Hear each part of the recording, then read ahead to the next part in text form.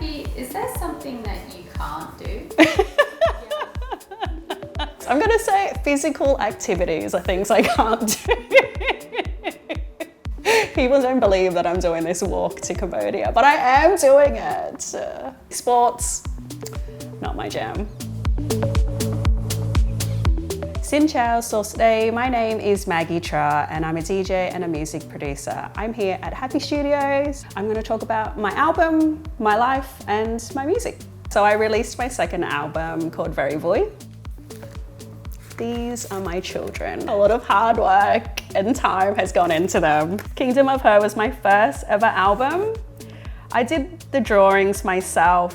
Very Vui is more of like a happy dance kind of album. And I did not want to put it on a vinyl because it's just so costly and it's a lot of work. It's a lot of work. But everyone asked me to do it, which is very sweet. So I kind of end up doing it. And it's very cool, this one, because it's from recycled PVC.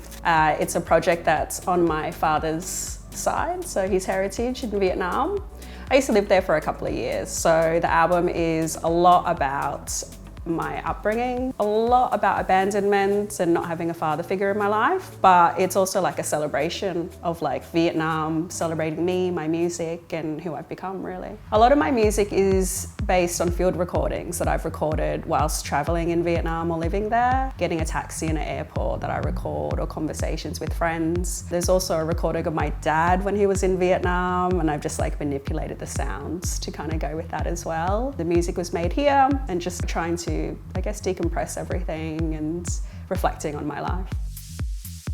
So I first started adding field recordings to my music from the beginning, but I recorded them not knowing that I was going to be a music producer. I just got into this moment of recording my life and not knowing if I was going to do anything with it. And then when it came time to learning music production about 3 years ago, I thought this would be a beautiful way to make my music more personal.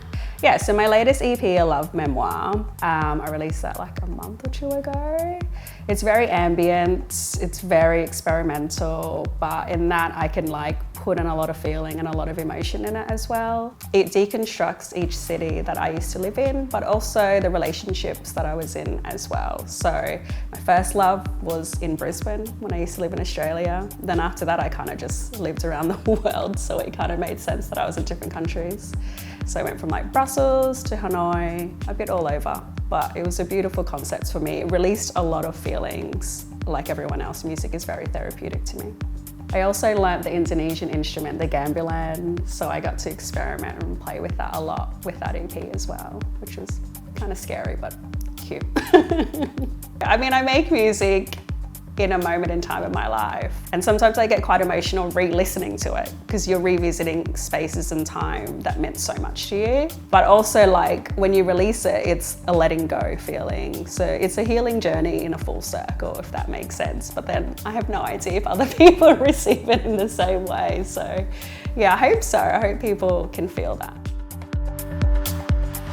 So apart from making music, I'm about to partake on a walk to Cambodia. It's with the organisation called Human and Hope, and I'm very, very excited to be part of it.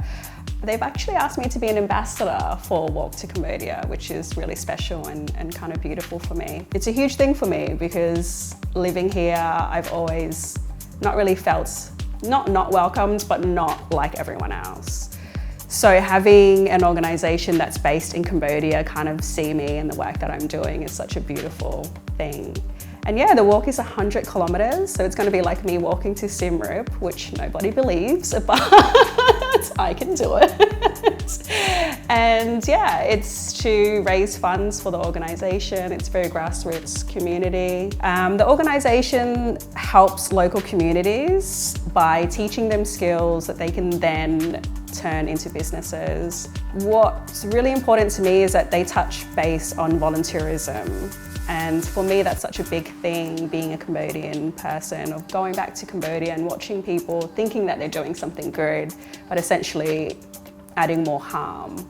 So they're really focused on trying to spread more awareness about that and just helping local communities in Cambodia, which to me is like my love. 1st of April is when I need to start walking, yeah.